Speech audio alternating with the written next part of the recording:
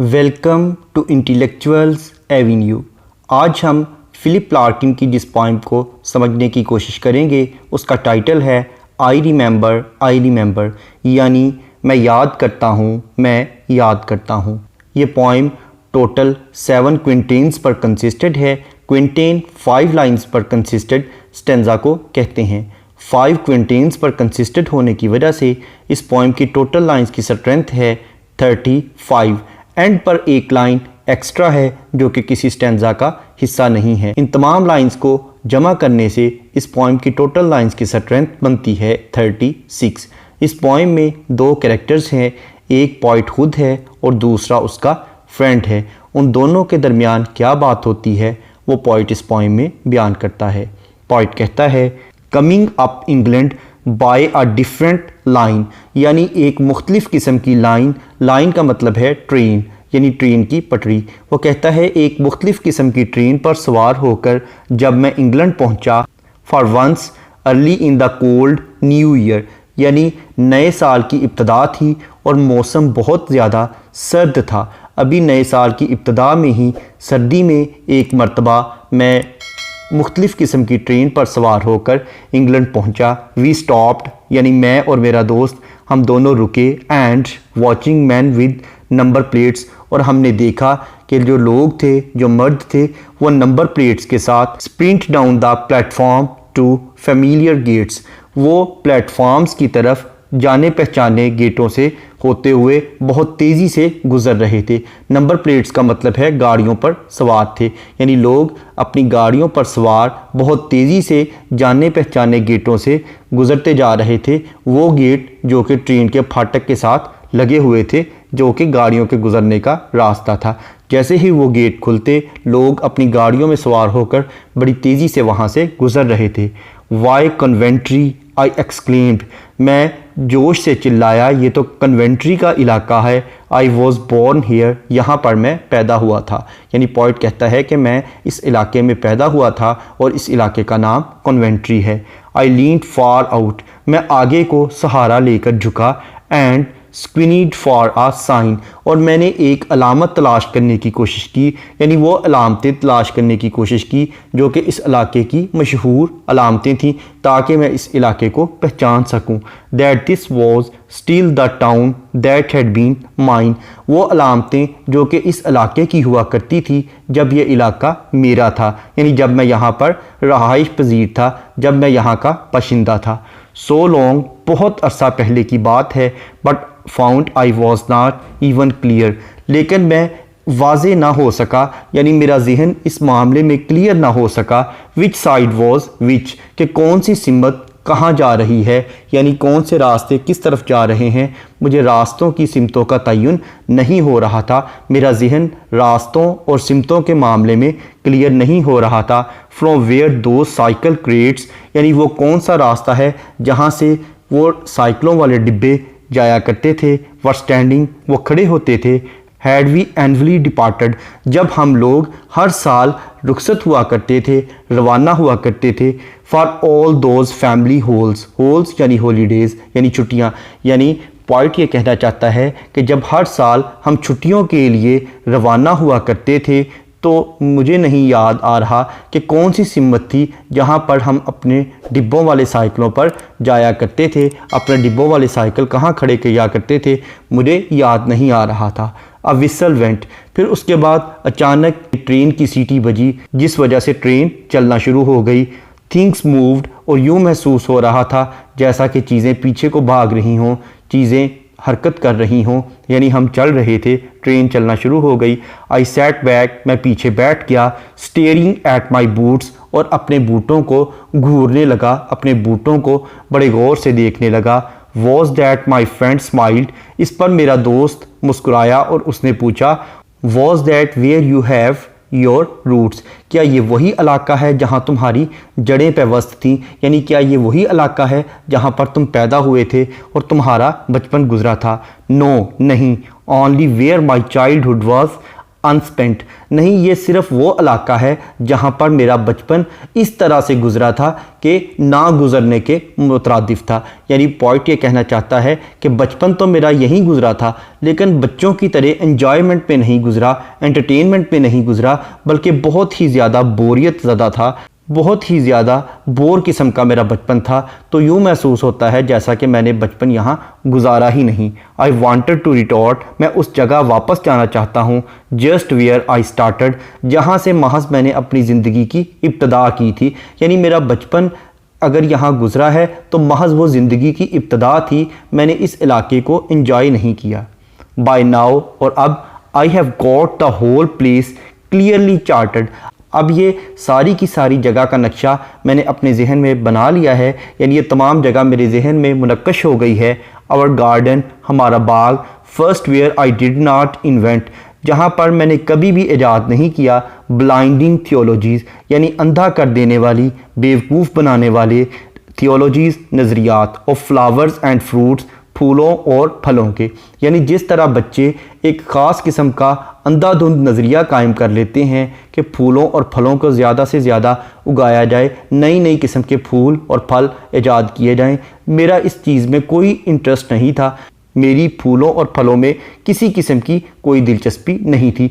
यानी वो कहना ये चाहता है कि यहाँ पर बहार का मौसम भी मेरे लिए बहुत ज़्यादा बोरियत वाला हुआ करता था। And wasn't spoken to by an old hat, और मैंने कभी भी पुराने हैट वाले लोगों से बात नहीं की। यानी जो मेरे ग्रैंड पेरेंट्स थे, जो मेरे ददियाल वाले थे, दादा दादी थे, मैंने कभी भी उनसे बात नहीं की, अपने बुज़ुर्गों से मैंने कभी भी कोई बात नहीं की। And here we have that splendid family, और यहाँ पर हमारी एक शानदार फैमिली हुआ करती थी, हमारा शानदार ख़ानदान भी यहाँ पर रहाइश पजीर था। I never ran to when I got depressed, और जब कभी मैं अफसुर्दा हो जाता, गमनाक हो जाता, मुझे कोई दुख या रंजो अलम आते, तो मैं कभी भी अपनी ख़ानदान के लोगों के पास नहीं जाया करता था। अपना दुख शेयर करने के लिए मेरे पास कोई भी नहीं था।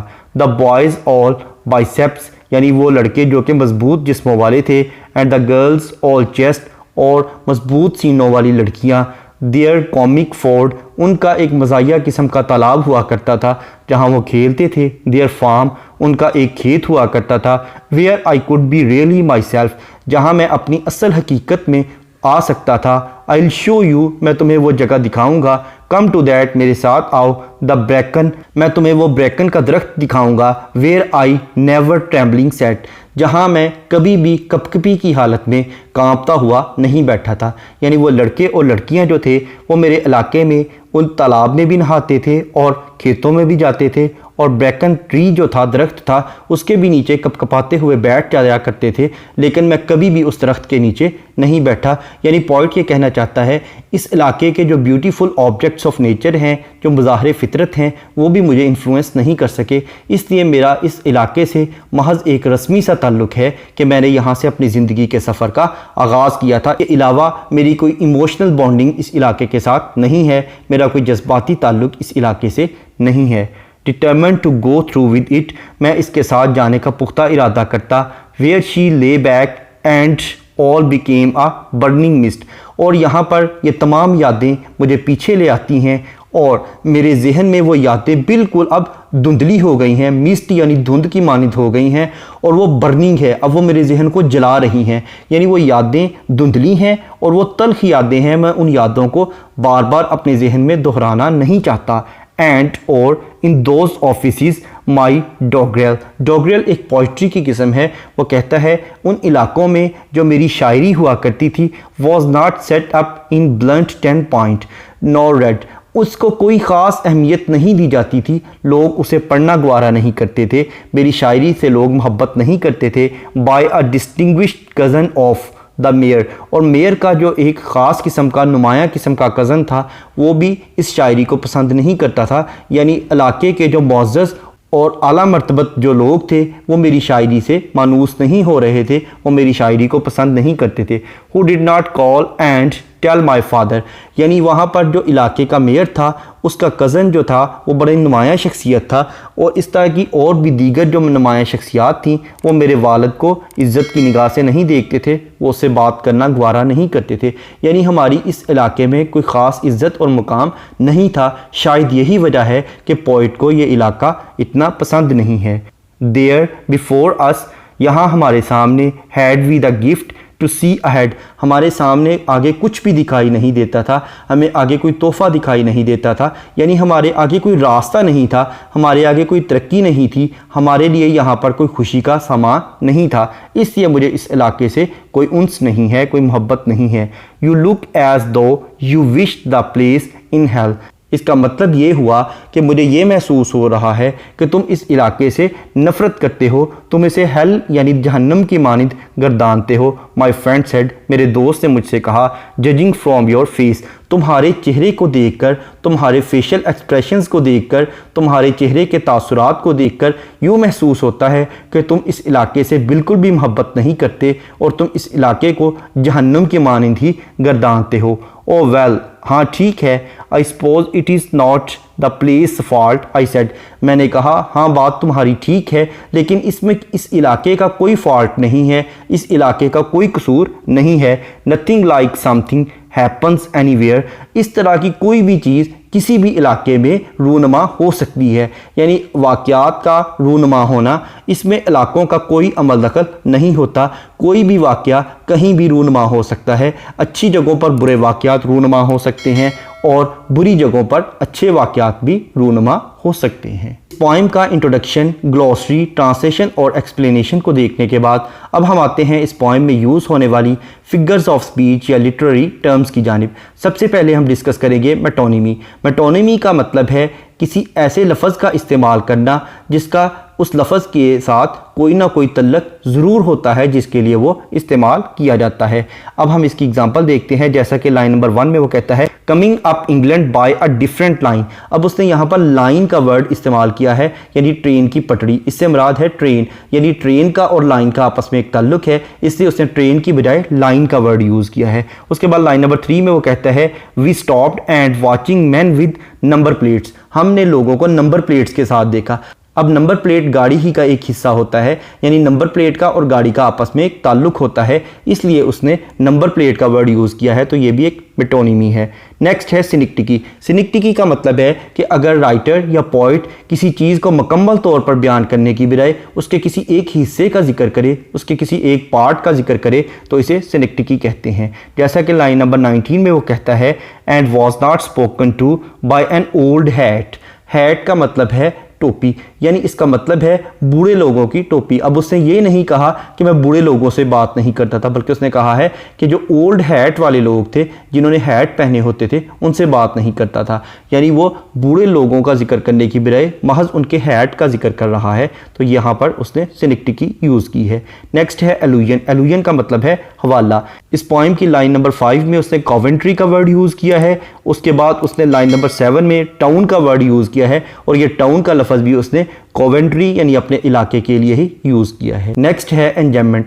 एंजॉयमेंट का मतलब है कि अगर किसी लाइन को पढ़ने के बाद उसकी प्रॉपर अंडरस्टैंडिंग डेवलप ना हो, बल्कि उसके लिए नेक्स्ट लाइन की सपोर्ट की ज़रूरत हो, तो ऐसी लाइन को रन ऑन लाइन कहते हैं और इस टेक्निक को एंजॉयमेंट कहते हैं। इसके बरक्स अगर किसी लाइन को पढ़ने के बाद उसकी प्रॉपर अंडरस्टैंडिंग डेवलप हो जाए, तो ऐसी लाइन को एंड स्टॉप लाइन कहते हैं। अब हम आते हैं वापस एंजॉयमेंट की जानिब। इस पोइम की लाइन नंबर 8 और 9 ये दोनों लाइन्स रन ऑन लाइन है, जैसा कि वो कहता है, so long but found I was not even clear.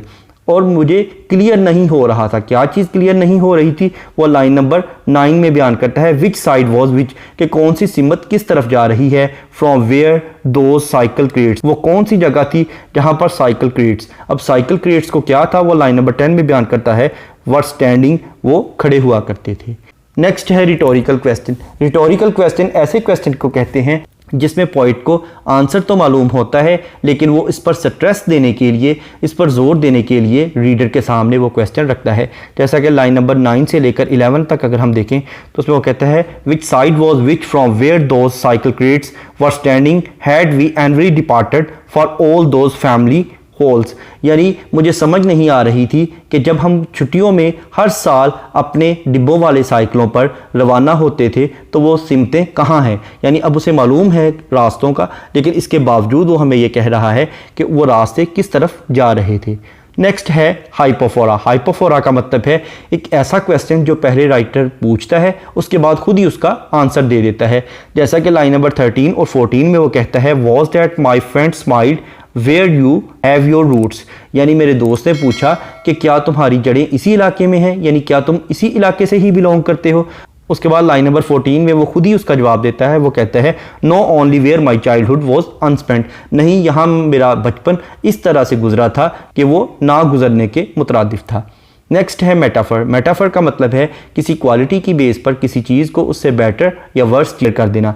जैसे कि लाइन नंबर 11 में वो कहता है for all these family holes a whistle went, यानी सीटी बजी। इसका मतलब है ट्रेन चलने के लिए सीटी बजा दी गई और उसके बाद ट्रेन चलना शुरू हो गई।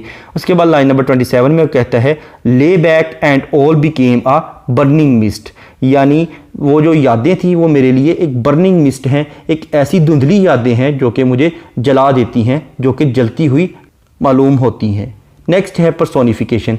पर्सोनिफिकेशन का मतलब है to give human traits to the non living things, यानी जानदारों और इंसानों की खसूसियात बेजान चीज़ों को अता करना। जैसा कि लाइन नंबर 12 में वो कहता है थिंग्स मूव्ड, यानी चीज़ें हरकत कर रही थी। अब मूव करना ये एक ह्यूमन ट्रेट है जो कि उसने चीज़ों को दे दी है कि चीज़ें हरकत कर रही थी, तो यहाँ पर उसने थिंग्स यानी चीज़ों को पर्सोनीफाई किया है। नेक्स्ट है कायुरा। कायुरा का मतलब है कि अगर पोइट किसी लाइन में पॉज या ब्रेक लेने के लिए कोई पंक्चुएशन मार्क यूज़ करे तो उसे कायुरा कहते हैं। जैसा कि लाइन नंबर 11 में वो कहता है for all those family holes, उसके बाद उसने साइन ऑफ इंटरोगेशन यूज़ किया है, उसके बाद उसने डॉट्स लगाए हैं। नेक्स्ट है नोमेटोपिया। नोमेटोपिया का मतलब है ऐसे वर्ड्स जो कि हमारी सेंस ऑफ हेयरिंग यानी हमारी सुनने की हिस्स को अपील करते हों। जैसा कि लाइन नंबर 11 में वो कहता है अ विसल वेंट, एक सीटी बजी, यानी वो सीटी का बजना ये एक आवाज़ की तरफ इशारा है, तो यहाँ पर उसने ओनोमेटोपिया यूज़ किया है। नेक्स्ट है एलिट्रेशन। एलिट्रेशन का मतलब है beginning of two or more than two words in the same line with the same letter, यानी एक ही लाइन में दो या दो से ज़्यादा अल्फाज का एक ही हरफ या एक ही आवाज़ से शुरू होना। जैसा कि लाइन नंबर 3 में वी, वॉचिंग, विद, ये तीनों वर्ड्स डब्ल्यू लेटर से स्टार्ट हो रहे हैं। नेक्स्ट लाइन नंबर 6 में स्क्विनीड, साइंड, लाइन नंबर 6 में again far, for, line number 7 में दैट, दिस, लाइन नंबर 11 में विसल, वेंट, लाइन नंबर 12 में मूव्ड, माई, लाइन नंबर 12 में again sat, staring, line number 18 में फ्लावर्स, फ्रूट्स, लाइन नंबर 23 में ford, farm. Next है consonants. Consonants का मतलब है use of same consonant letter in the different words of the same line, यानी एक ही लाइन के मुख्तलिफ अल्फाज में एक ही कॉन्सोनेंट लेटर का इस्तेमाल करना। जैसा कि लाइन नंबर 1 में डिफरेंट लाइन, इन दोनों में एन लेटर यूज़ हुआ है जो कि कॉन्सोनेंट है। उसके बाद लाइन नंबर 3 में स्टॉप्ड, एंड, लाइन नंबर 6 में फार, फॉर, लाइन नंबर 17 में नॉट, इन्वेंट। नेक्स्ट है एसोनेंस। एसोनेंस का मतलब है use of same vowel letter in the different words of the same line, यानी एक ही लाइन के मुख्तलिफ अल्फाज में एक ही वावल लेटर का इस्तेमाल करना। जैसा कि लाइन नंबर 7 में दैट, हैड, इन दोनों में ए लेटर यूज़ हुआ है जो कि वावल है। उसके बाद लाइन नंबर 8 में सो लॉन्ग, लाइन नंबर 11 में for those holes, line number 12 में सेट बैक, लाइन नंबर 16 में गोट होल, लाइन नंबर 19 में एंड हैट, लाइन नंबर 21 में नेवर व्हेन। इसके बाद इस पोइम में पोइट ने बहुत से इमेजेस यूज़ किए हैं जैसा कि England, line, man, Coventry, number plates, platform, familiar gates, cycle crates, boots, friend, garden, fruit, flowers, farm, brackets. Next है एनाफोरा। एनाफोरा का मतलब है beginning of two or more than two lines with the same word, यानी दो या दो से ज़्यादा लाइनों का एक ही लफ्ज़ से शुरू होना। जैसा कि इस पोइम की लाइन नंबर 19 और 20 दोनों लाइंस एंड से स्टार्ट हो रही हैं।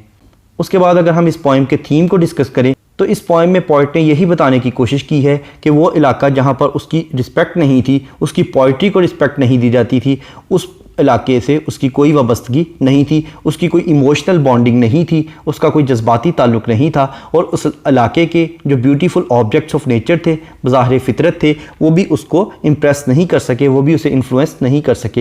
लेकिन इसके साथ साथ पॉइंट ये कहता है कि इसमें जगह का कोई कसूर नहीं होता, किसी अच्छी जगह पर बुरे वाक़यात रूनुमा हो सकते हैं और किसी बुरी जगह पर अच्छे वाक़यात भी रूनुमा हो सकते हैं। Thank you for attending this lecture.